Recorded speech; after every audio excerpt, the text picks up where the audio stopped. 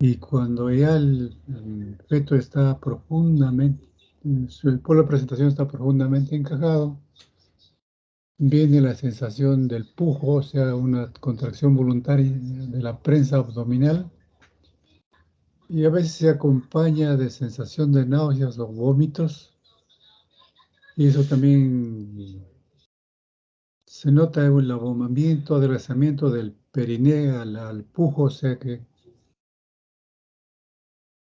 se torna la protrusión, dilatación del ano al protruir, al salir la cabeza, al coronar, que se llama congestión vulvar.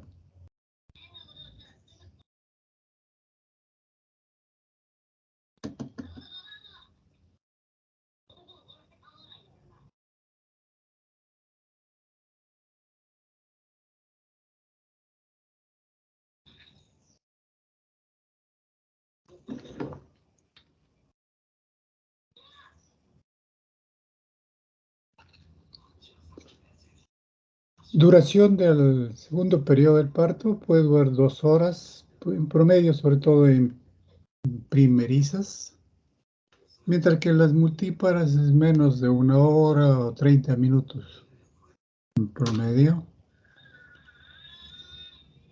¿Cuál es la característica de las contracciones en el periodo expulsivo? Lo que de la fase activa estaba de 3 a 4 contracciones en 10 minutos, acá va a ser mucho más intenso, que puede ser, acá dice 50, pero puede llegar a 90, 100, 120 milímetros de mercurio, donde la duración puede llegar a 90 segundos. La frecuencia lógicamente es 5. 5 es la frecuencia que se observa cuando ya está en el periodo expulsivo. O sea, que hay la necesidad de tornarse más frecuentes y más intensas las contracciones a fin de lograr la expulsión del feto.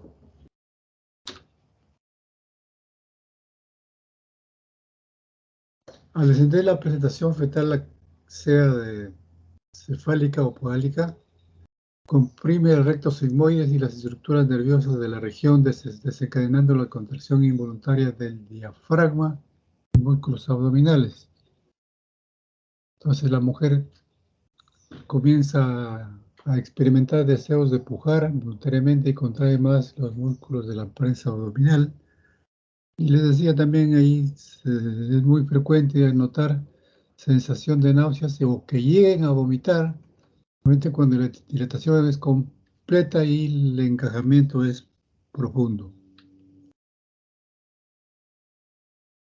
El suelo de la pelvis es desplazado por el feto que avanza el descenso. La vagina se distiende, la cabeza se ve al final de la vulva con cada contracción.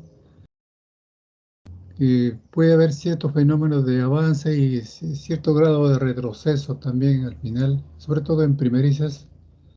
Entre las contracciones, la cabecita retrocede, lo que ya le mencionaba, hasta que aparecen las eminencias parietales o cuando están 3/4 de cabecita visibles. Eso es lo que se denomina como coronación. En el momento que el occipucio, en caso de cefálica, ha pasado ya por debajo del arco púbico y se produce la extensión de la cabeza. Luego de unos segundos se comprueba la rotación externa. ¿Y la rotación externa para qué sirve? Una vez que la cabecita salió del canal vulvar, entonces nos queda el hombro que está en oblicua, en situación oblicua, para tornarlo en situación anteroposterior a fin de que venza el ángulo subpúbico. Entonces los hombros tienen que tornarse en posición anteroposterior. Para eso es que se requiere la rotación externa, con lo que se logra la expulsión del feto.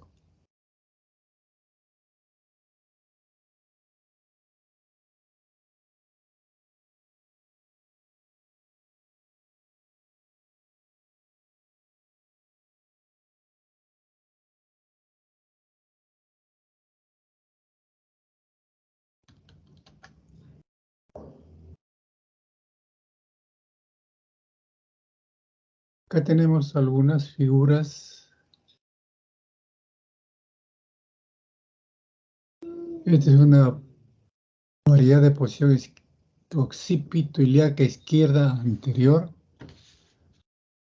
Para que nazca el niño necesariamente tiene que tornarse de occipito púbica, con lo cual se logra que la cabecita se torne con la mirada hacia abajo.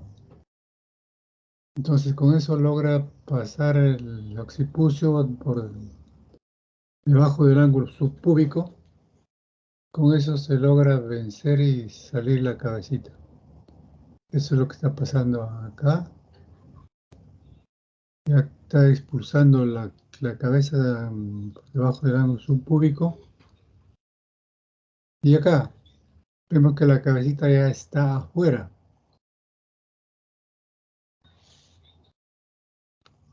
Lo que hablamos de la rotación externa, ¿qué es lo que necesitamos? Cuando la cabecita sale espontáneamente, va a quedar en la misma posición que estuvo en occipito ilíaca izquierda anterior.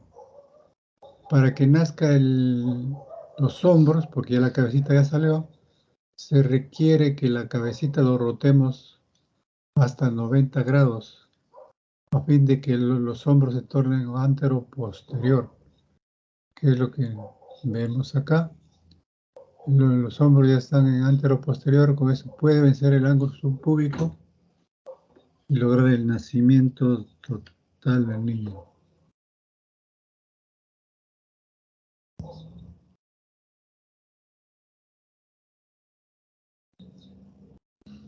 Es el descenso de la cabecita de occipito izquierda, ilíaca izquierda,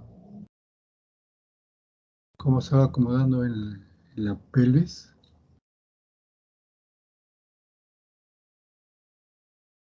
Acá tenemos el borde superior del pubis, promontorio. Esa cabecita todavía está fuera de la pelvis. Acá tenemos las membranas. Es una variedad de posición occipito ilíaca izquierda anterior, porque si ponemos los cuadrantes, está en el cuadrante izquierdo, pero anterior.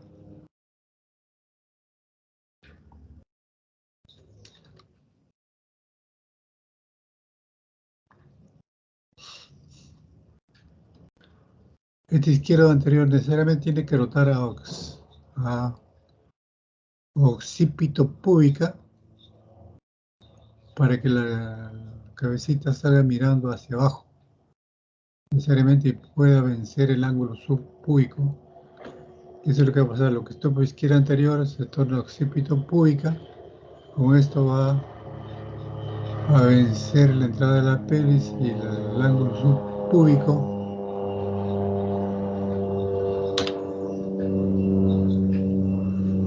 Ya está en posición el ángulo subpúbico. Con eso es posible que ya expulse la cabecita.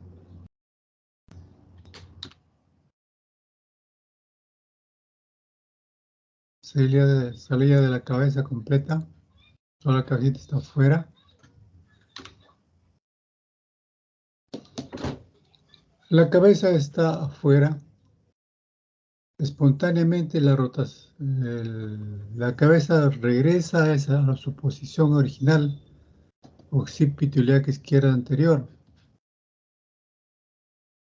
Y a ese movimiento espontáneo sin que el que atienda tenga que manejarlo, es lo que se llama restitución, que consiste en el movimiento de retorno en 45 grados.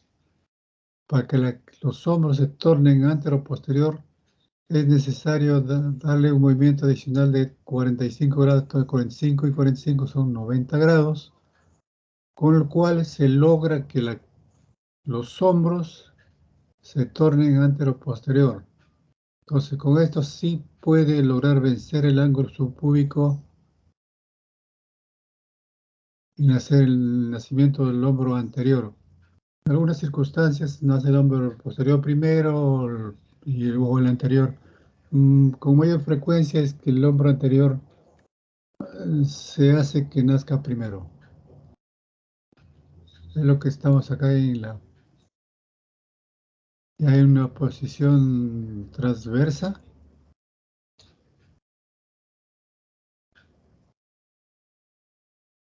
Estás cogiendo con una mano a cada lado de la cara o de la cabecita. Hacemos una tracción hacia abajo, ligeramente hacia afuera, con lo cual logramos que se pulse el hombro anterior. Acá tenemos el hombro anterior ya saliendo. Y una vez que tenemos el hombro anterior, se le va igual forma cogiendo con ambas manos a ambos lados de la cara.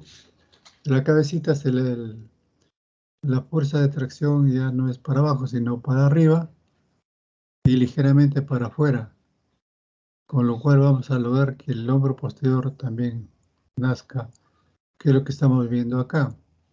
El hombro anterior que ha nacido, el hombro posterior está nacido, entonces prácticamente ya tenemos todo cabeza afuera que se primen desde el inicio y ahora los hombros, con lo cual se logra el nacimiento, ya no va a haber ningún obstáculo.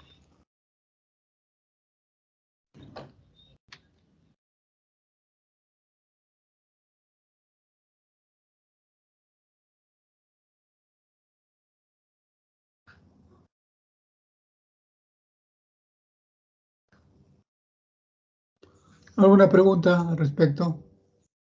Si no, dejamos que lo que le corresponde sus presentaciones.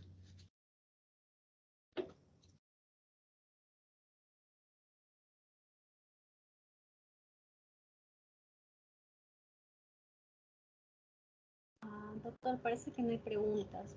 ¿Podemos iniciar? Ya, entonces comiencen cualquiera. Sí, doctor. Buenos días, doctor, compañeros. Vamos a iniciar con un pequeño videíto, sobre todo de este punto que se estaba tocando, ¿no? Que es el tema central de la reunión, que es el expulsivo. Voy a compartir pantalla.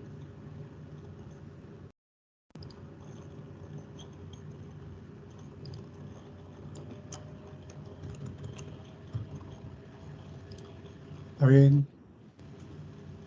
Sí, bien, va a ser un video sin audio. Eh, Justo como estábamos viendo, ¿no? Había unas características para el expulsivo que se había mencionado en la explicación del doctor, en el cual se mencionaba pues que había un abombamiento, también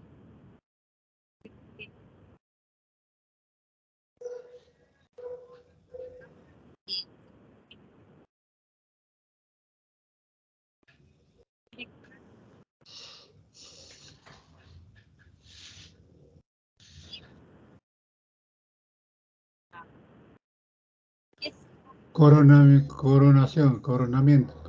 sí, coronación es eso.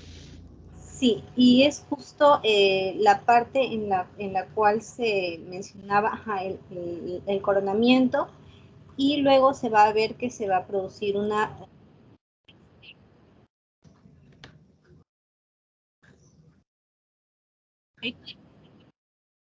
externa con la finalidad de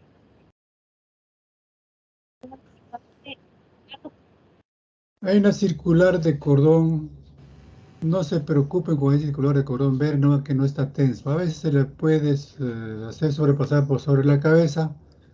Del caso contrario, pueden coger dos pinzas con mucha tranquilidad, no se desesperen, tiene 180 segundos. Dos pinzas ligan al centro y el producto afuera. Sigue, sigan.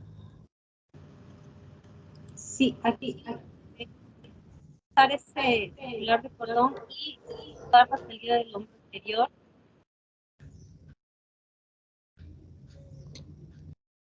para luego ver la salida del hombro.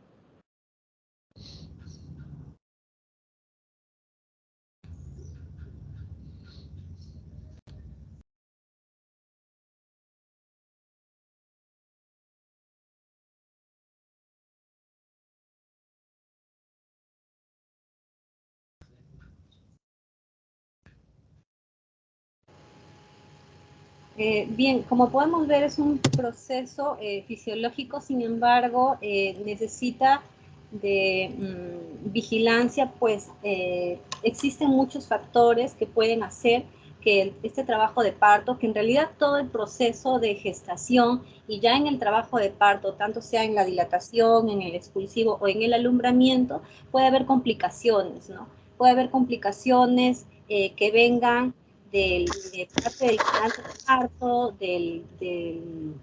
debido a que, como hemos visto, la clase de pelvimetría pues no se encuentra adecuado, no tenemos una pelvis ginecoide para que pueda salir con facilidad el bebé, puede haber factores también que están relacionados al bebé, ¿no?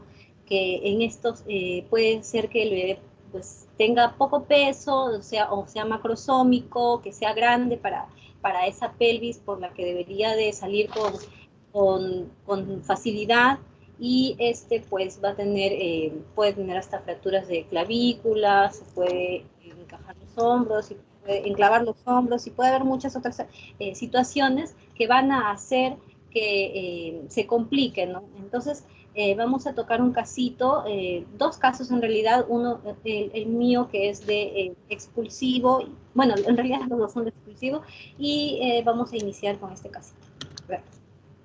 Iniciando pues que esta es una gestante.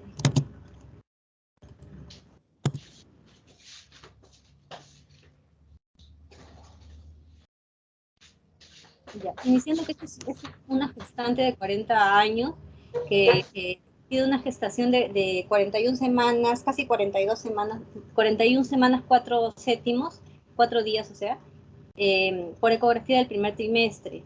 Y recordemos que esta es la ecografía más confiable para medir con exactitud, ¿no?, la edad gestacional al término del embarazo.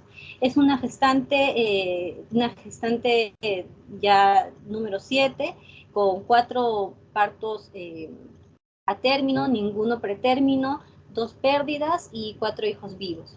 Esta paciente llega refiriendo contracciones uterinas, fetales disminuidos, no sangrado vaginal y no tiene pérdida de líquido amniótico. Luego de esto se realiza la exploración física, en el cual tenemos una paciente que se encuentra con presión arterial dentro de lo normal, la frecuencia cardíaca también, no tenemos problemas con las funciones vitales, piel y mamas también se encuentran adecuadas, el abdomen tiene una altura uterina de 35 centímetros, está en el límite máximo de lo normal que debería de tener.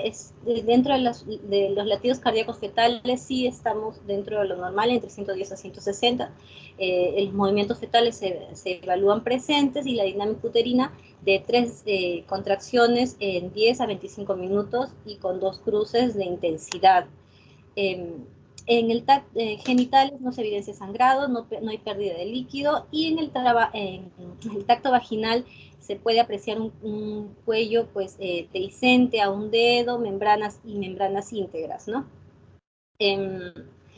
Como diagnóstico de ingreso en esta paciente tenemos porque es una multigesta de 41 semanas 4 séptimos por ecografía del primer trimestre y en trabajo de parto, fase latente recién. Está iniciando, recordemos que en el trabajo de parto vamos a tener una fase latente y activa dentro del periodo de dilatación, y aquí recién estamos iniciando, ¿no? Luego de esto se le realiza un test no estresante con el cual pues se va a verificar cuál es cómo se encuentra, cómo se encuentra el feto, cómo se encuentra el bebé dentro de las condiciones normales, ¿no? Sin agregar oxitocina a la madre, simplemente ver cómo se encuentra su estado de salud actual, ¿no? En el cual tenemos latidos cardíacos de 140, la variabilidad de estos latidos cardíacos son de 10, no tenemos desaceleraciones, la dinámica uterina se presenta de 2 en 10 con una cruz de intensidad, y el Fisher, el test de Fisher, que sería un pronóstico del estado fetal, que tiene estas características, ¿no? En el cual se habla de la variabilidad, de las aceleraciones, desaceleraciones, si hay movimientos fetales o no hay movimientos fetales. Se encuentra dentro de lo normal, como estamos viendo acá, es calificado como óptimo de 8 a 10. y por lo tanto, sin ningún signo de alarma hasta el momento, se indica hospitalización. De igual manera se ven los resultados del laboratorio clínico de la paciente. Se encuentra con anemia, tiene 10 gramos por decilitro en ese aspecto. En hospitalización ya a las 2 de la mañana no refiere molestias. Va intensificándose poco a poco su dinámica uterina, por lo cual a las 8 de la mañana ya se puede ver al tacto vaginal permeable un dedo, incorporado un 50% y una altura de presentación de -4, como estamos viendo acá en los planos de Lee. -4 está todavía alto, ¿no? Pero en el proceso, en el transcurso, podemos ver que a las 23 horas ya tenemos una presentación de 3. O sea, está bajando para iniciar el trabajo, para seguir con el trabajo de parto, ¿no? Y vemos que la presentación ha bajado y la dilatación ha aumentado a 5 centímetros y está incorporada un 80%, ¿no? De lo que estaba del 50% pasó a un 80%. Recordemos que esta es una gestante multípara y que pues estos procesos, la dilatación y el que se borre el cuello uterino, pues se van a ocurrir a la par, en vez que las nulíparas ocurren en tiempos, ¿no? Primero el borramiento, luego la dilatación.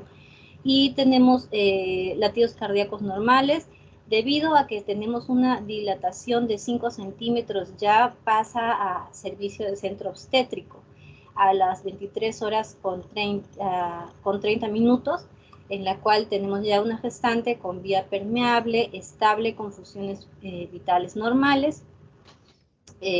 La altura uterina también se menciona que es de 35 centímetros, está en longitudinal cefálico izquierdo, y con 148 latidos por minuto, una dinámica uterina de 5 a 6 en 10, de 5 a 6 en 10 minutos, con 2 cruces de intensidad y de 60 segundos de tiempo de duración, ¿no? Y la dilatación avanza a 7 centímetros. También es bueno recordar aquí que para hacer un seguimiento de, como estamos viendo ya la dilatación pasó de 5 centímetros a 7 centímetros, estamos ya dejando la fase latente para pasar a la fase activa, ¿no? De la dilatación. Para ello es importante la utilización del partograma, en el cual se pone todas las características o sea, el partograma es un instrumento que lo que va a hacer es monitorizar todo el proceso del trabajo de parto a partir de la fase de la fase activa, ¿no? Entonces aquí se va colocando las características tanto de la frecuencia cardíaca fetal, de las características del líquido amniótico, de cómo está el moldeamiento de la cabecita del bebé, las características que son del cuello uterino, si es que va dilatando de 4, 5, 6 hasta 10, y básicamente tiene todas las características, ¿no? Acá está el descenso cefálico en los planos de Lee, si se quiere hacer también la ubicación del descenso cefálico, las horas en las cuales se está colocando cada uno de estos detalles, ¿no? Y el número de tactos vaginales que se va realizando en este caso, ¿no? En la parte de arriba, los datos importantes de la paciente, ¿no?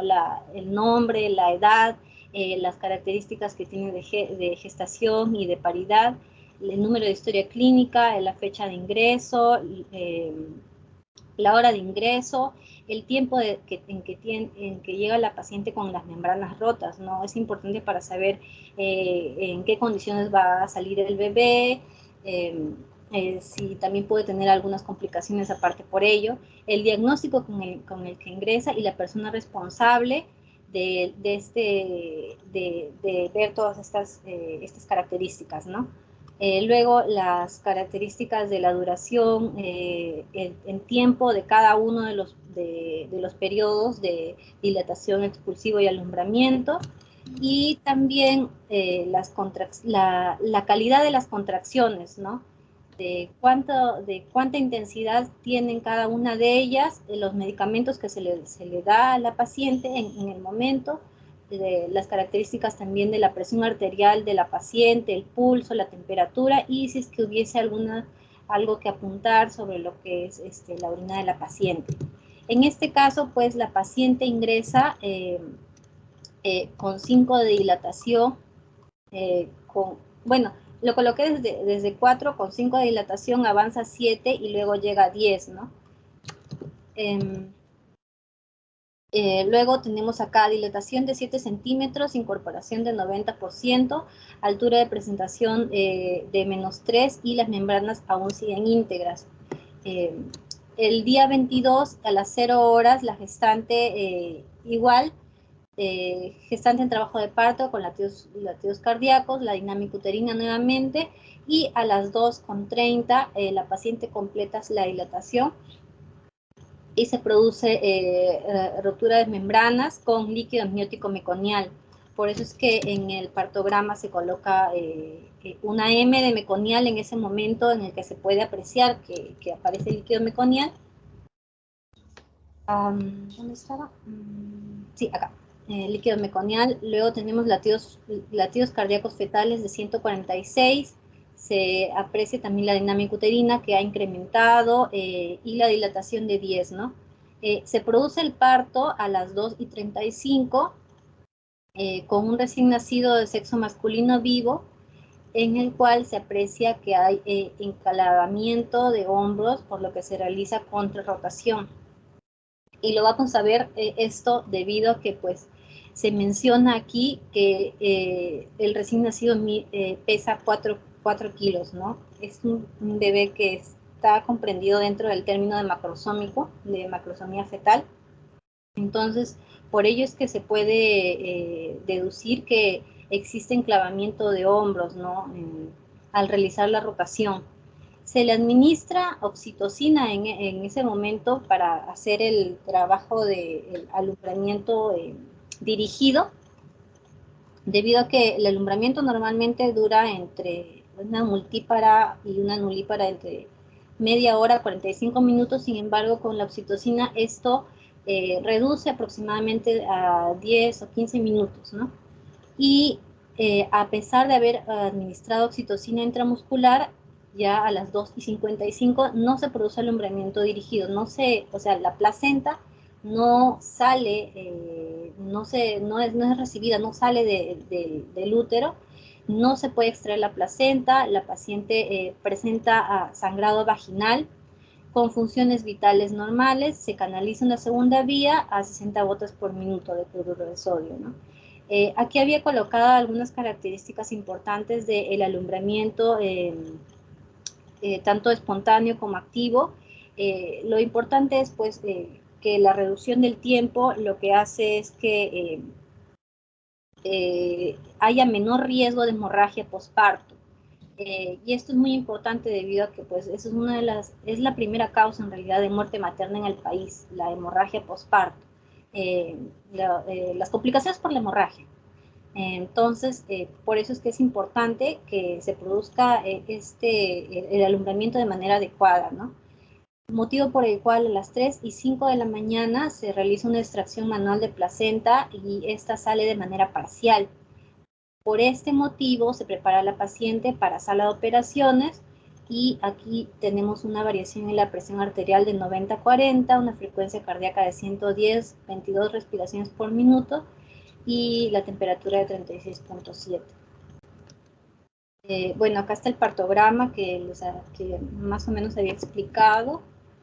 Y en el reporte quirúrgico, ya a las 4 de la mañana, se inicia el legrado uterino con diagnóstico de retención placentaria más hemorragia, en el que se puede apreciar que hay un útero de 16 centímetros, que es bastante grande para el tiempo ya transcurrido y habiendo recibido ya la oxitocina intramuscular y todo esto, haberse producido el parto, ¿no? Y regular cantidad de restos, sangrado vaginal aproximadamente de 1000 cc y se confirma el diagnóstico, ¿no? Generalmente, para que sea un sangrado vaginal dentro, digamos, de lo normal de un proceso de trabajo de parto, sería más o menos la mitad, ¿no? Entonces eh, vemos que hay un abundante sangrado, por lo cual la hemoglobina llega a ser 6 gramos por decilitro. Recordemos que un día antes al ingreso tenía 10, el hematocrito de 19% y las plaquetas de 217. Y en el servicio de hospitalización, ya horas después, ya se le caracteriza, es una puérpera que se encuentra estable después de haber realizado un procedimiento, eh, un legrado uterino. eh, es una puérpera estable que recibe un paquete globular y se recupera su presión, su frecuencia cardíaca, la temperatura también está dentro de lo normal. Con lo más importante es saber, es encontrar que el útero se encuentra contraído y en los genitales se puede ver loquios hemáticos. Loquios son el sangrado o lo que se puede encontrar después que va a botar el útero después de haberse producido el parto y el alumbramiento, ¿no? Y como diagnóstico tenemos una puérpera inmediata, post-legrado uterino por retención de restos, con anemia severa, para lo cual se tiene un plan, ¿no?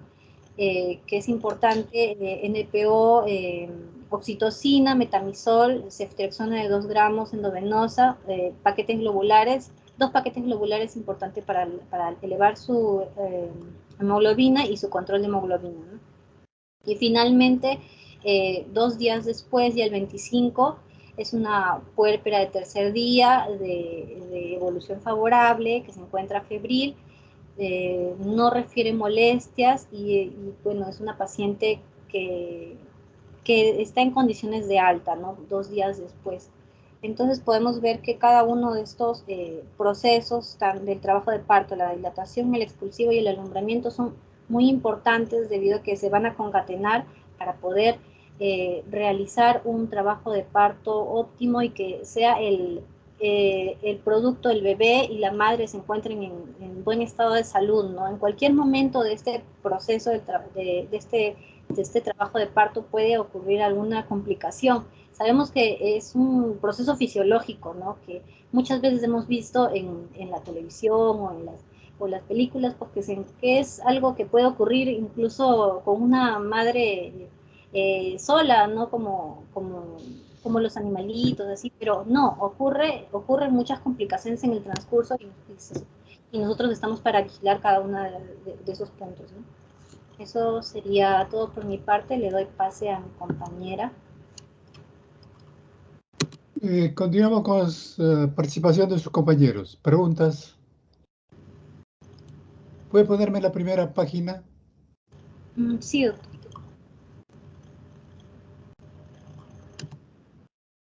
¿Qué me dice? Hacho.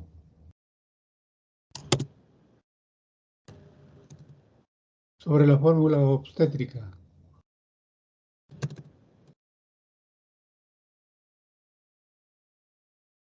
Hacho Estano.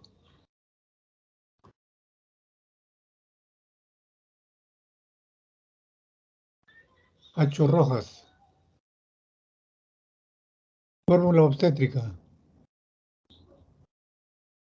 Que se fue a tomar desayuno. Almeida.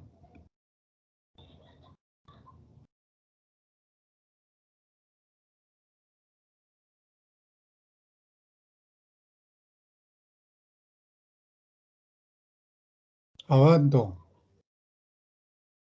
Doctor, buenos días. Buenos días.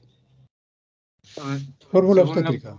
Sí, bueno, aquí cuentan como gestaciones 7, ¿no? Estaría contando el embarazo actual y la fórmula obstétrica más que nada se basa en los antecedentes, ¿no?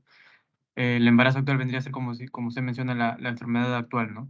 Debería ser G6, en todo caso. Sí, eso es lo que establece las reglas del Centro Latinoamericano de Perinatología, CLAP, que el embarazo actual no se considera. No es una cosa grave, pero tener en cuenta eso. Fórmula obstétrica no debería ir.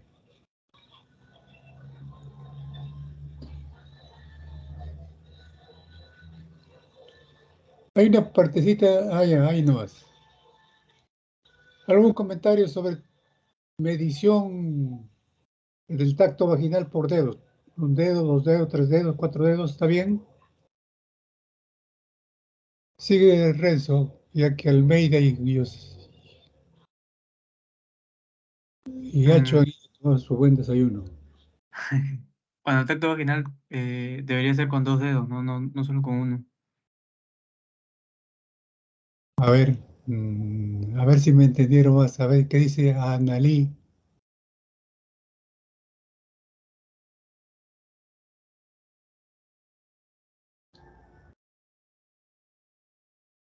Analí Avendaño. Sí, doctor, buenos días. Buen día, ¿qué tal, doctor? Acá el tacto vaginal, Ah, la dilatación lo están midiendo por dedos. ¿Estaría bien?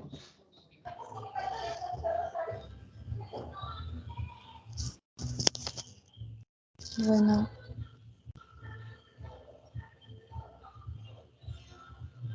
ah, En algunas historias es bastante frecuente ver este tipo de informe a la descripción del examen físico. ¿Qué piensa usted? ¿Está bien? ¿O algo se puede variar?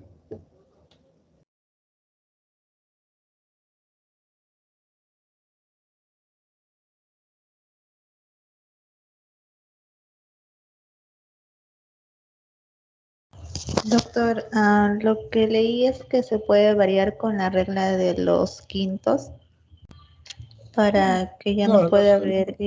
doctora, después llegamos a los quintos. Acá estamos en dilatación, acá tacto vaginal dehiscente, un dedo. ¿Se puede medir en unidades dedos? Mm, no, doctor, ¿Cómo lo haría mejor? en centímetros. Ya, a eso es lo que quería llegar. No es bueno, no estoy en contra ni encima de alguien, pero creo que hay que tomar una medida que sea más entendible.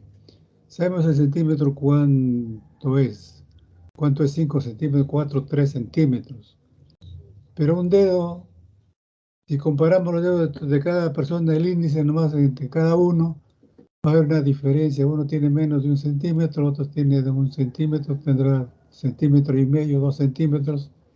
Entonces no es una buena medida. Entonces mejor usarlo como referencia. El centímetro creo que es más adecuado. Entonces decir ahí un dedo, no sé, pues el que examinó tireo de un centímetro, centímetro y medio o menos de un centímetro. Entonces sería mejor eso. Doctora, ¿puede presentarme el partograma? A ver, alguien sin tener la mayor obligación, pero pueden hacerme algún comentario. Arbieto. Perdón, primero, ¿ese partograma corresponde a la paciente de que se presentó o es otro partograma?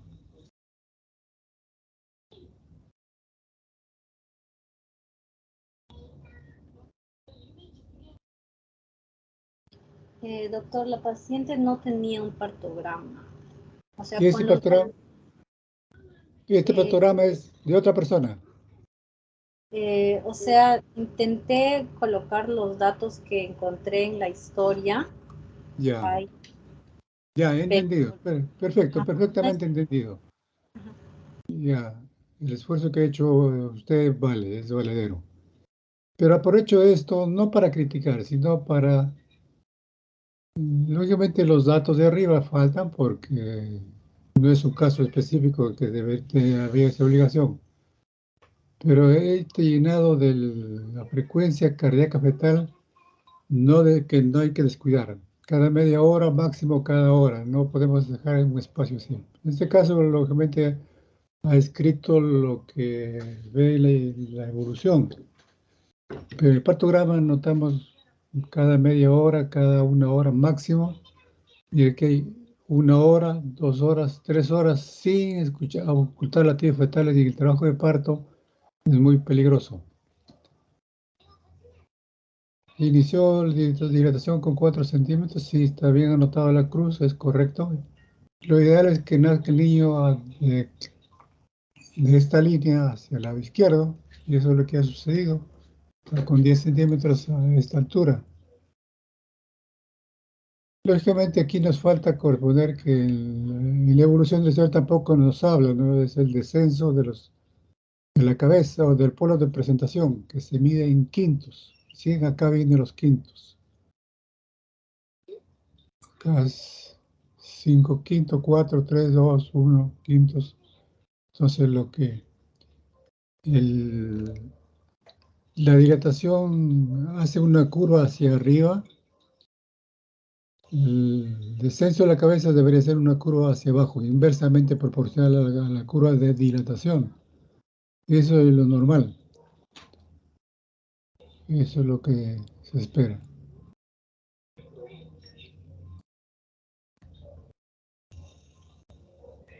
¿Puedes seguir a donde está la dinámica uterina?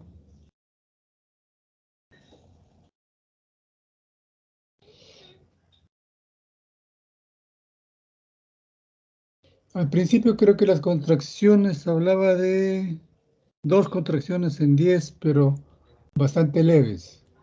O sea que acá la dinámica no era buena todavía. Acá ya está en un promedio, es correcto, la evolución va a ser bastante buena.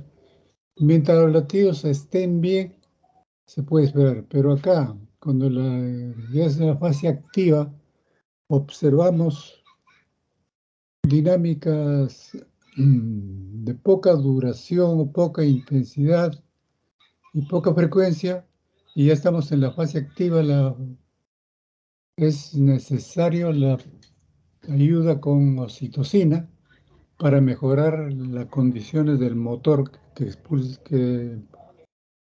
ayude con el descenso del feto. Entonces, se pone oxitocina, no sé, aquí pues, aparentemente no ha sido necesario, pero a la hora ya se normalizó la dinámica y eso es correcto, entonces la evolución fue bastante buena.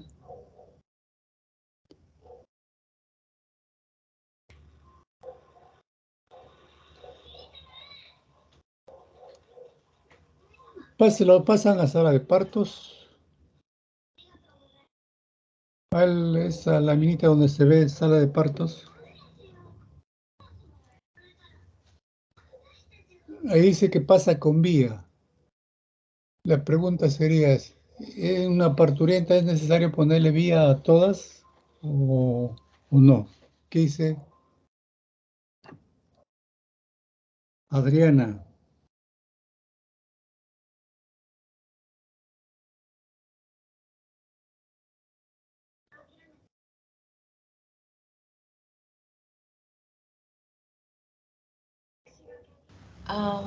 Se podría complicar, doctor, en esos casos, si es que se le pone vía a la paciente.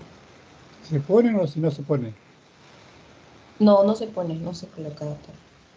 O sea, normalmente no debería ponerse vía a la parturienta. O sea, sí sí se debería ponerse en caso se complica. ¿Qué piensa Almeida? A ver si ya tomó su desayuno bien y regresó. Almeida.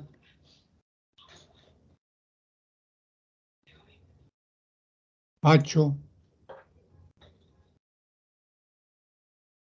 Sí, doctor, sí se pondría, ¿no? Darle fluidos o si hay alguna complicación, eh, administrar medicamentos, ¿no? Y si no hay complicación, Mm, estaría con su vida nomás, pues. ya, les ayudo conversando bien. En forma general, el embarazo, el parto es un fenómeno fisiológico, no es patológico, no hay riesgo. En forma general, no debe haber administrarse vía, porque la vía más bien puede interferir. Lo que queremos es que una parturienta esté caminando, deambulando adecuadamente o cambiando de posición, si es que está en decúbito. Entonces, cuando está con vía, tiene que estar con mucho cuidado para levantarse o si quiere caminar. Sí, pero no digo que esté prohibido, porque lo que ustedes lo han mencionado, se debe reservar la administración de vía para casos específicos. Viene con una hemorragia no muy manifiesta, pero hay cierto grado de sangrado, está con fiebre, con rotura de membranas, antecedentes de cesárea anterior, tempodálico hasta que preparen y salen entre las operaciones, debe estar con vía. Entonces, casos específicos sí deben tener vía, pero en la mayoría de los casos no es necesario que cuenten con vía. Doctora, ¿dónde están los diagnósticos?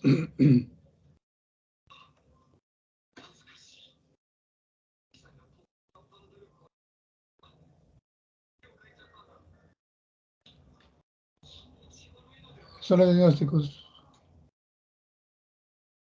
Estuvo bien. Recabe los diagnósticos. Finalmente dio a luz. Al ingreso, lógicamente, fue una gestación de tantas semanas. Trabajo de parto sería el otro diagnóstico. Pero aquí ya dio a luz, ya está para alta. Cuerpo inmediata, correcto. Tuvieron que hacerle un legrado. Está bien. Anemia severa. ¿Le añadirían otro diagnóstico? ¿Qué dice Joaquín?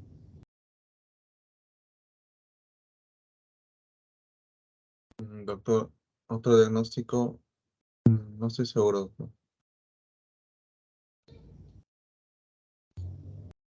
Ingrid.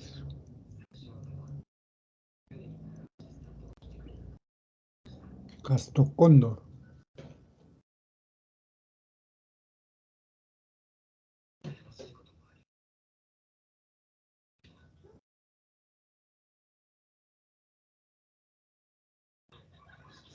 La señora llegó con hemoglobina adecuada y termina con hemoglobina baja, que fue necesario transfundirle sangre. ¿Merece tener otro diagnóstico ahí?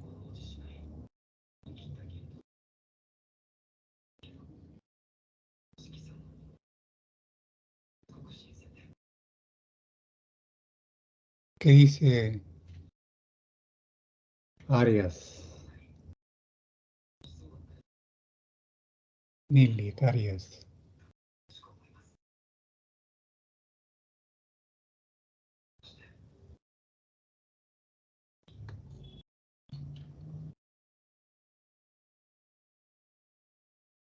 ¿Qué dice Nelia?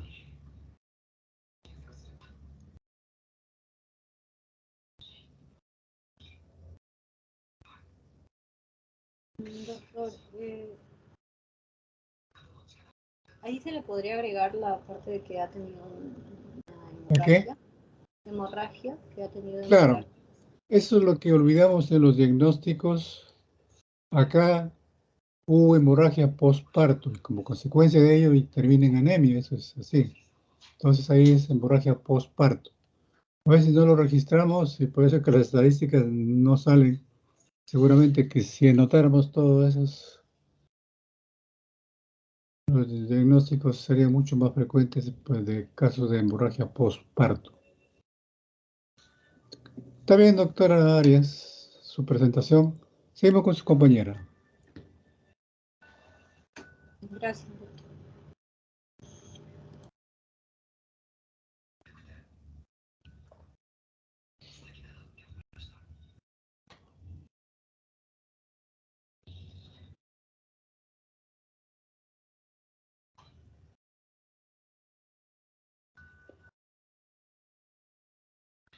Doctor, ¿se puede ver la pantalla? Sí, se ve.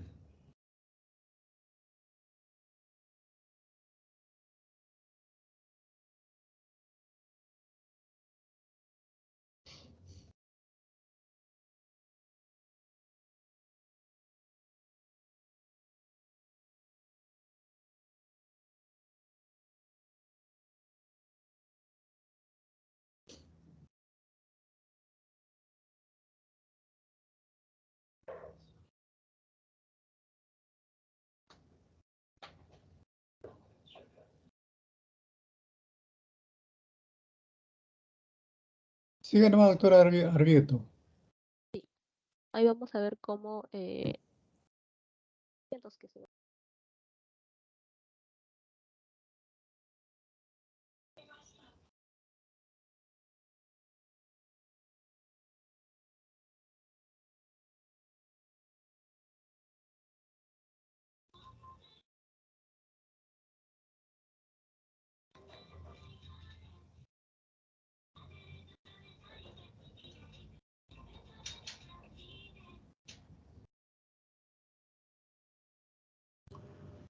Stephanie, no se te escucha.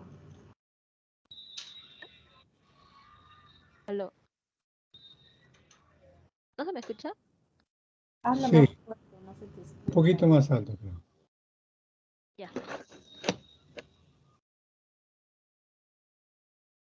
Te decía que empieza, ¿no? El borramiento del cuello del útero, sigue con la dilatación del cuello del útero, hay una rotación interna al canal.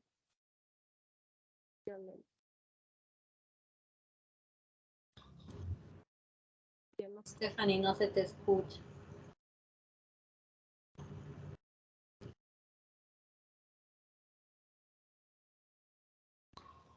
¿Y ahora se me escucha? Y ahora sí. Ya.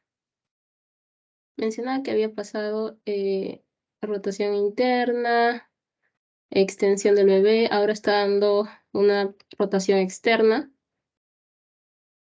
para posteriormente pues pase sus hombritos y llegue la parte expulsiva, ¿no? Stephanie, un ratito, disculpa, ¿estás pasando algún video? Porque se ve tu primera diapositiva.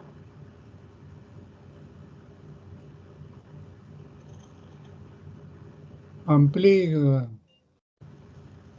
Sí, y se Estaba ve, pasando el video. no se ve el video, se ve tu primera diapositiva, bien pequeño.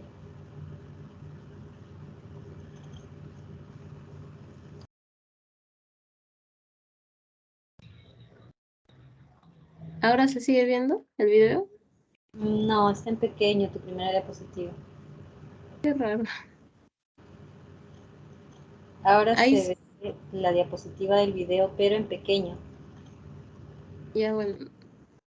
Así nada más, entonces lo voy a pasar nada más pequeño porque parece que agrandando no lo voy a poder compartir. Y como había mencionado, era parte del movimientos, ¿no? Del bebé que se daban. El encajamiento, borramiento del cuello del útero, dilatación. Hay una reducción de la cabeza fetal porque hay una sustitución tanto del diámetro fronto-occipital del bebé con el diámetro suboccipital bergmático para que este pueda pasar. Va pasando el bebé, ¿no? Desciende, hay una rotación interna.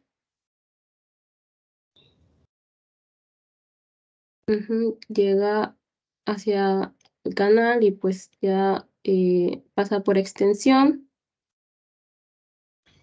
Y luego vamos viendo cómo este va a ser una rotación externa. Cómo se va moviendo hacia el otro ladito.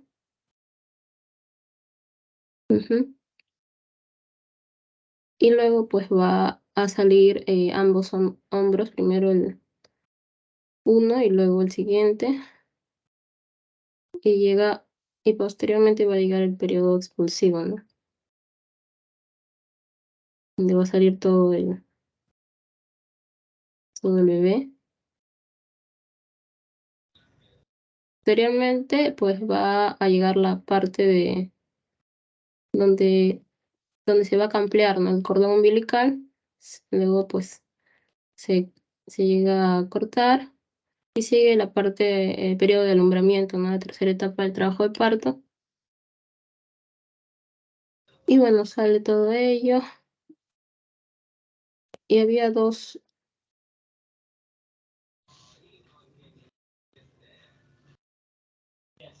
Y bueno, y luego se da la modificación del tamaño del útero, ¿no? Con la salida ya de tanto obviamente de la placenta como del feto. Y bueno, básicamente ello. Y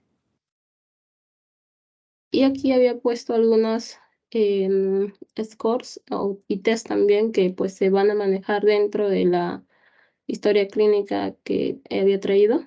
El test de Bishop, que pues básicamente nos da una puntuación de 0 a 3, donde toman en cuenta parámetros como el de dilatación, el de borramiento del cuello del útero, el descenso fetal, la posición del cuello uterino y la consistencia del útero, ¿no? Y en este caso también, para esa historia clínica, ellos utilizaron bastante lo que es el score mamá, donde también utilizaron estos parámetros como la frecuencia cardíaca, la presión arterial, la frecuencia respiratoria, la temperatura, la saturación de oxígeno, el estado de conciencia y la proteinuria, donde pues cada uno de ellos tiene un puntaje, donde se hacía una sumatoria y se tomaba en cuenta que una puntuación de 0 era un estado normal y 3 como una puntuación de máximo riesgo.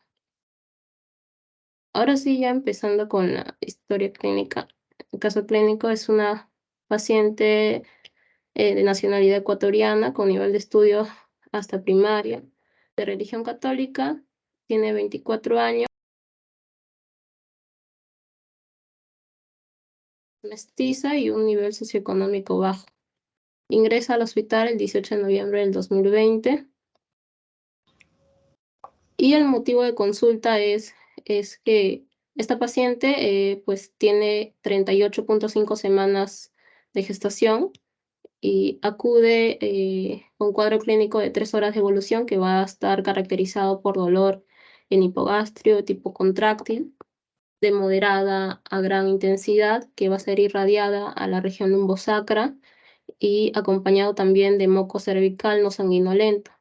Niega además otros síntomas acompañantes y por ello es traída a por ambulancia y en todo momento ella está lúcida, orientada en tiempo, espacio y persona y colaboradora. En los antecedentes, pues no refiere antecedentes patológicos y personales y ni familiares, no refiere a alguno de relevancia, tampoco los quirúrgicos ni los alérgicos, niega hábitos para ingesta de alcohol y drogas. En los antecedentes gínico-obstétricos, pues empieza su menstruación a los 16 años, no usa pues métodos de planificación familiar, tuvo 3 parejas sexuales, desconoce la fecha de última regla, tiene solamente una vacuna, el periodo intergenésico de 1 año 9 meses. Recordar que el periodo intergenésico es aquel periodo que se va a encontrar entre la fecha del último evento obstétrico y también el inicio del siguiente, del que justamente viene al hospital, ¿no? Un ciclo menstrual de 28 días, inicia su actividad sexual a los 16 años, gestaciones 6, partos 3, abortos 3, cesárea 0, 3 controles prenatales, 3 ecografías en centro de salud y no presenta infecciones de transmisión sexual, ¿no? En el examen general, la presión arterial de 120/80, una frecuencia cardíaca de 96 latidos por minuto, una temperatura de 37 grados, una frecuencia respiratoria de 20 respiraciones por minuto, una saturación de oxígeno de 98%, estado de conciencia alerta, en Glasgow 15 de 15, y mencionaban también acá la proteinuria negativa, porque ellos, pues como había mencionado en un inicio, ellos usaron este score mamá, que también era uno de los parámetros necesitados para poder evaluar el riesgo, ¿no? Al examen físico, la cabeza de la paciente pues es normocefálico, tiene las vías aéreas permeables, todo sin relevancia, pues respecto al abdomen, es suave, depresible, globuloso, acorde al embarazo de 38.5 semanas, la frecuencia cardíaca fetal de 140 latidos por minuto y si hay movimientos fetales presentes. En el examen ginecobstétrico hay una dilatación de 4 centímetros, un borramiento del 40%, un plano alto, hay contracciones de 3 contracciones cada 10 minutos de duración 30 segundos, de presentación cefálica y una altura uterina de 36 centímetros. Y en sus extremidades pues son simétricas, sin patología aparente, sin presencia de edema. En los exámenes complementarios, tanto su grupo sanguíneo como factores A positivo, vemos en el hemograma que hay una disminución de la hemoglobina de 9.8, teniendo como valor referencial a 13.17. Por ende, pues el hematocrito también va a estar disminuido. Las plaquetas están en 128.000, también disminuidos. Los neutrófilos un poco elevados, 67.1%. Y el tiempo de protrombina elevado, que pues significaría que pues la sangre va a demorar más tiempo en coagular, ¿no? En los exámenes serológicos vemos tanto el VDRL, que es una prueba para ver para diagnosticar sífilis, ¿no? Y el VIH, pues es negativo y no reactivo. Y para el COVID, pues es negativo también. Y en cuanto a los diagnósticos, pues el presuntivo es un embarazo de 38 semanas de gestación, más trabajo de parto en fase latente, más periodo intergenésico corto. El diagnóstico diferencial es ya de por sí un embarazo a término, ¿no? Porque como es 38.5 semanas, recordar que el embarazo a término es más de 37 semanas, pero pues vamos a tener en consideración si puede ser un falso trabajo de parto, un trabajo de parto obstruido o un trabajo de parto en fase latente. Y pues ellos, pues finalmente, con las pruebas que se realizaron y con la evolución de la paciente, dieron que se trataría de un embarazo a término, más trabajo de parto, más en trabajo de parto más hemorragia postparto. Y bueno, esto es la evolución de la paciente el 18 de noviembre al momento del ingreso. Ella ingresa a las 2:05 de la mañana. Bueno, como había mencionado, ¿no? Ya con 3 horas de evolución que va a estar caracterizado por dolor en hipogastrio de tipo contráctil, de moderada a gran intensidad, que va a estar irradiada a la región lumbosacra y acompañada de moco cervical no sanguinolento. Niega otros síntomas acompañantes. Es una paciente que está así, que es LOTEP, ¿no? Lúcida orientada en tiempo, espacio y persona. Se le hace el test de Bishop y tiene pues 8, que justamente es indicativo para poder inducir a parto, ¿no? Desde más de 7 ya se puede inducir a parto. Y bueno, todas sus funciones vitales, ¿no? Presión arterial de 120/80, frecuencia cardíaca, todo ello. Una actividad uterina de 3 contracciones cada 10 minutos de duración de 30 segundos. Las 2 y 10 tienen en la misma clínica, sin embargo el test de Bishop aumenta a 10, ¿no? Aumenta a 10, lo que pues le condicionaría a que que lleve como tratamiento el control de tanto a las 2:05 como a las 2:10 de la mañana, control de signos vitales, más monitoreo fetal, cuidados de enfermería, y se da pues se lleva ya a sala para que haga el parto, pero en libre posición, no necesariamente ginecológica. Y bueno, se pide comunicar novedades para ver cómo sigue la paciente. A las 2:55 de la mañana,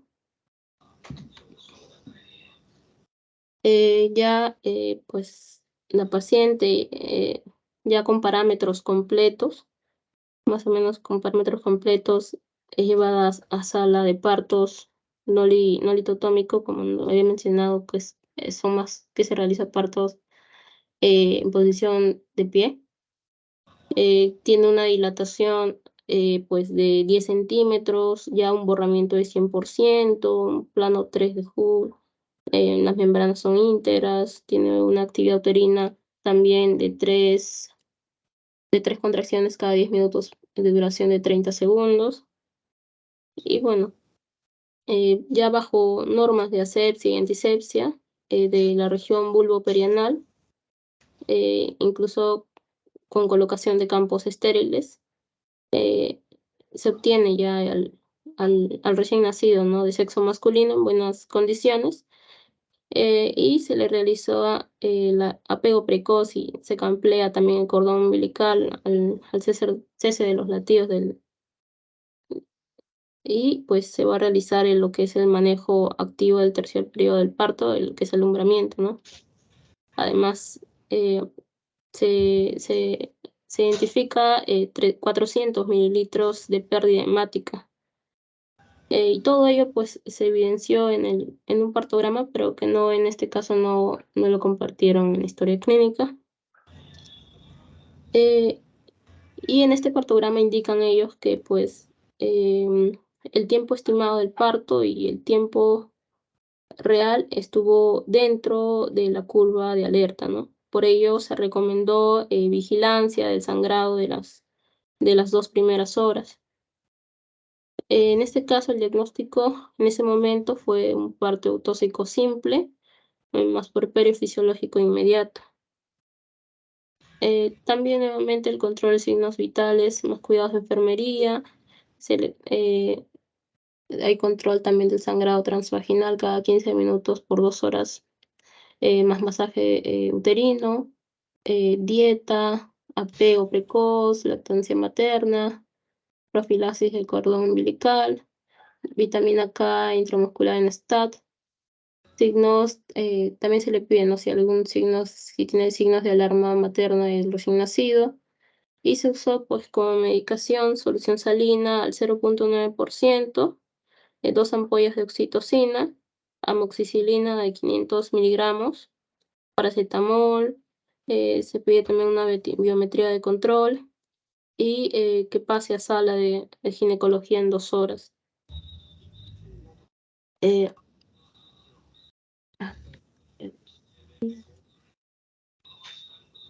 Ya a las 4:40 de la mañana, ya la paciente pues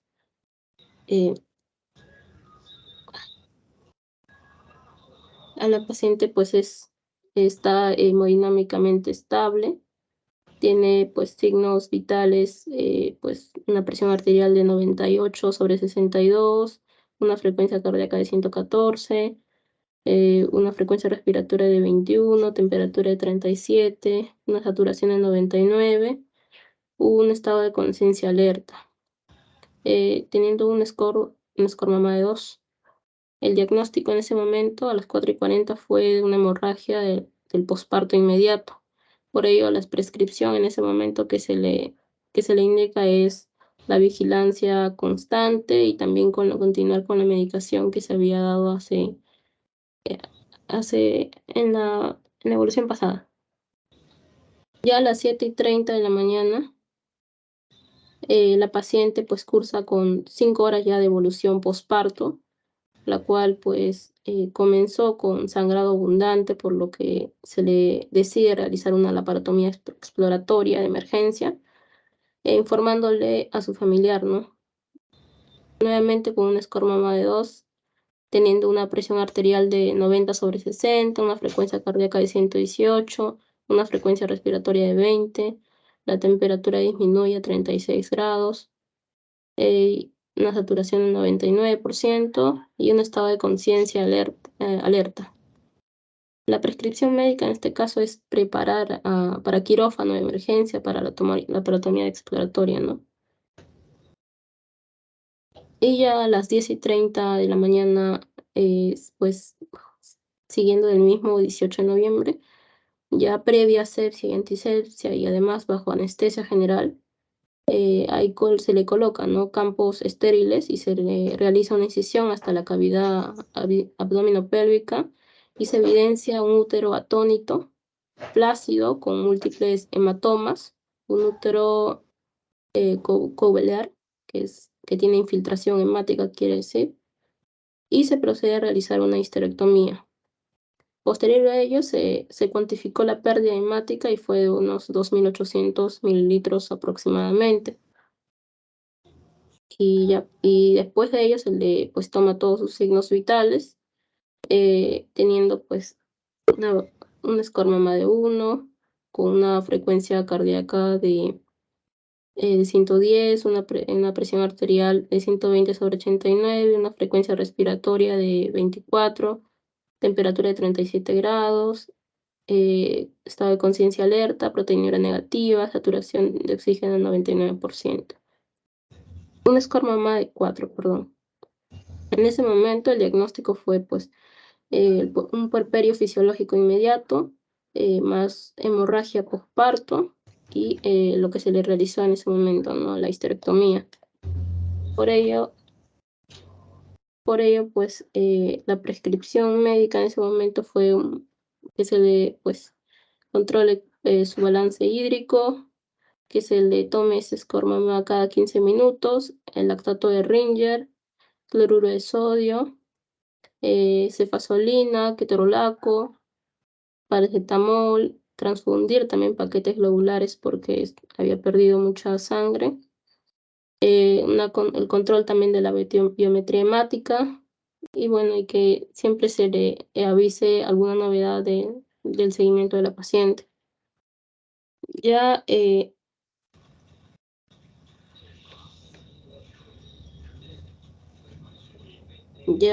a las 18 horas, en este caso a las 18 horas, ya la paciente que se valora ya posterior a la cirugía por histerectomía, ya se encuentra más hemodinámicamente estable, el OTEP, tiene sangrado escaso a medida pues que va pasando el tiempo, y nuevamente se toman los signos vitales, y en este caso ya su score mama sube a 2, y pues va mejorando poco a poco, ¿no? Su prescripción en ese caso, en ese momento, el manejo es control de signos vitales, vigilancia al sangrado y también continuar con la prescripción de lo que había mencionado, todo ello, ¿no? Ya el día siguiente, a las 8:30 de la mañana, ya más o menos con 22 horas de post-histerectomía, se encuentra también nuevamente hemodinámicamente estable, reactiva, LOTEP. Ya se considera una paciente pues fuera de peligro, lo cual ya pasa a sala de ginecología para reposo. Y al examen físico se encuentran mucosas húmedas y pálidas, obviamente por la pérdida hemática, ¿no? El tórax con campos pulmonares ventilados, ruidos cardíacos rítmicos, no presencia de soplos, el abdomen blando, depresible, doloroso, pero a la palpación, obviamente por el procedimiento que se le realizó, la herida quirúrgica sin signos de inflamación, genitales con sangrado escaso, miembros inferiores sin edema, y pues respecto a sus signos vitales, pues todo está dentro de los valores normales, con un score mama de 0, ¿no? Quiere decir que está muy bien, está normal. En ese momento, la prescripción médica fue de cuidados de enfermería, control de signos vitales, la vigilancia del sangrado transvaginal, dieta blanda, signos de alarma materna y continuar con medicación que se le había prescrito el día anterior. Ya al día siguiente, a las 12:10 de la mañana, que era de la tarde, perdón,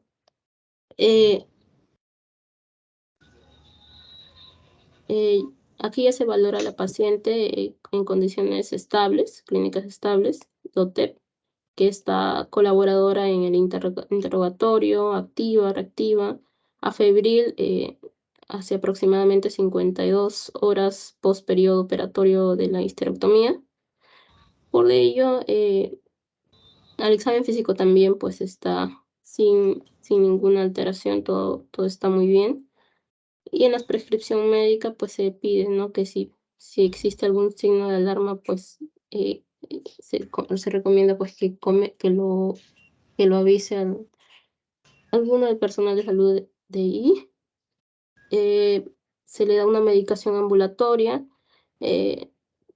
que pues también se trate al bebé con la lactancia materna exclusiva, se le da antibióticos, cefalexina, diclofenaco, gentamicina, y pues sulfato ferroso también cada 12 horas por 30 días. Eso fue ya en el alta, ¿no? En el alta médica. Y bueno, como conclusiones, en este caso, básicamente se identificó que el principal factor de riesgo, pues en este caso puede ser la multiparidad, ¿no? Lo que conllevó pues a atonia uterina, que quiere decir un útero blando, no retraído, que pues después desencadenó una hemorragia postparto y obviamente después una histerectomía total, ¿no? Claro que pues hay otras causas como que pueden ser por trauma o por su trombina elevada que ya había presentado desde un inicio. El resultado también materno fue favorable y se le pudo pues estabilizar y mejorar el estado de la paciente tomando obviamente medidas adecuadas ante una hemorragia postparto. El resultado también neonatal se pudo iniciar con la lactancia en la primera hora, ya que pues el propio hecho de realizar todo el procedimiento quirúrgico de la histerectomía dificultó, ¿no?, el apego, lo cual pues el recién nacido fue trasladado a sala de neonatología para poder tener mayor vigilancia. Y bueno, eso básicamente, doctor, sería el caso clínico que había traído. Muy bien, doctor. Almeida, ¿algún comentario del caso presentado por tu compañera?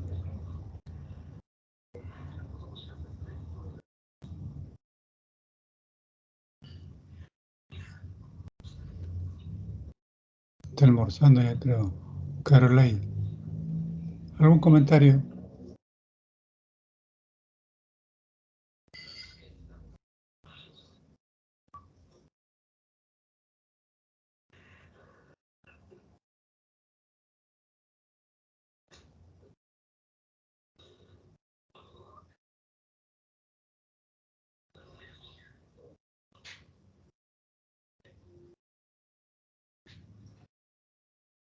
Jocelyn.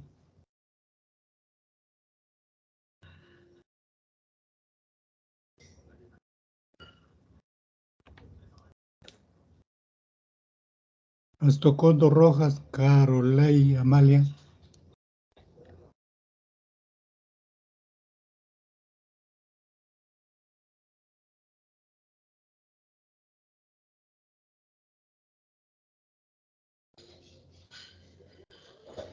Astor Suárez. Sí, doctor, buenos días. Buen día. No, es bueno, ¿no? Como habló mi compañera, ¿no? Tener siempre importante lo que es la ateneuterina, ¿no? Más que nada en las pacientes, ¿no? Ya que así tener en cuenta, ¿no?, sus varios embarazos, los pasos anteriores, también la edad que tienen, ¿no? Para así poder, o ha tenido anteriormente una hemorragia, ¿no? Siempre tener en cuenta todos los factores que pueda causar a llegar a tener esta ateneuterina.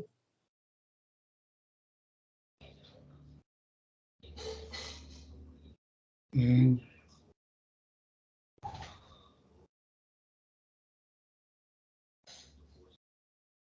Aviles Úrsula. ¿Qué puede comentarnos del caso? Presente, doctor.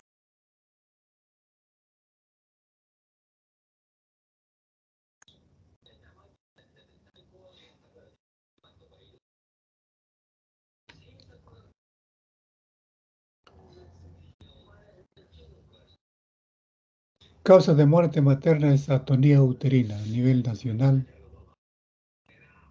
Primera causa de muerte materna. Por lo cual es obligado que se establezcan algunas reglas de cuidado del postparto. Algunas veces hemos constatado que el puérpero lo pasamos a un ambiente normal, normal, pensando que todo es normal, y el resultado con complicaciones severas incluso muertes en el puerperio sin que sean vistos por los trabajadores. Por eso que en la actualidad se trata de cuidar por lo menos 2 horas de la seis, que deben ser de mucho cuidado, 2 horas que de un cuidado inmediato, no sea puerperio normal de inmediato, sino 2 horas. En el Hipólito Unanue la costumbre, creo que es hasta ahora, se lo mantiene en sala de partos, son cama parto, entonces se lo mantiene en sala de partos esas 2 horas. Luego de esas 2 horas ya se lo pasa a un ambiente común de puerperio normal o puerperio patológico según corresponda. Basado en esta experiencia que hemos visto, entonces ha disminuido la frecuencia de complicaciones. Este es un caso que se presenta y no pensemos que sea solamente porque tiene 4 o 5 hijos. Puede suceder una primeriza, puede ser una segundo parto, y a todos los casos debemos tenerlo presentes en evolucionarlo. Esas 2 horas que son de mayor cuidado, y son esas 2 horas donde la muerte materna se presenta con mayor frecuencia por atonía uterina. Acá nos presentan como diagnóstico y bien dice hemorragia postparto. Sí, está bien, pero creo que se puede especificar un poquito más, lo mencionaron por ahí. Habría que especificar más qué tipo de hemorragia fue. ¿Qué dice Joaquín Angulo?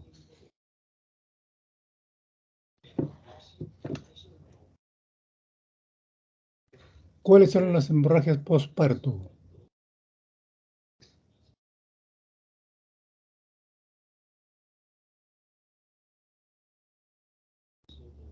Joaquín. Sí, doctor. Las hemorragias postparto eh, puede ser por diversas causas, ¿no? Sí, está bien. Por restos placentarios, atonía Ya, uterina, uno. Resto placentario, ya, uno. eh, inversión uterina, Ya, está bien. placentación anormal también. Atonía uterina, ¿no? Que en este caso. Está bien.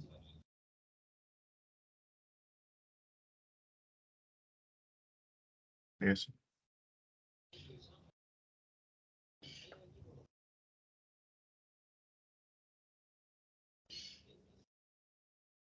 Avendaño Galván, ayuden, una ayudadita. Algo falta.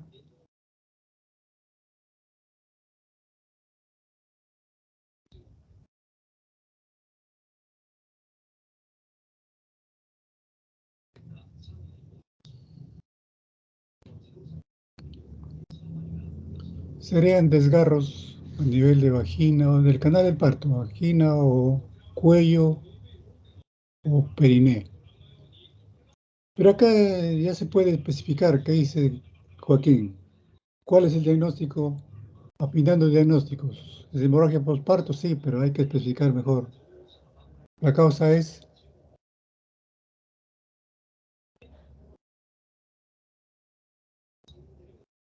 Bueno, en este caso creo que mencionaba que había atonía uterina, ¿no? es un caso de atonía uterina. No nos describe que encontraron restos, no nos describen que hubieron rotura de membranas. Faltaba una causa más que sí lo mencionó su compañera, es factores también, trastornos hemostáticos, o sea, falta de factores de coagulación que puede dar también problemas. Pero ese es excepcional, muy raro, más pensemos en estas causas mencionadas. ¿Algún comentario o pregunta de cualquiera de ustedes?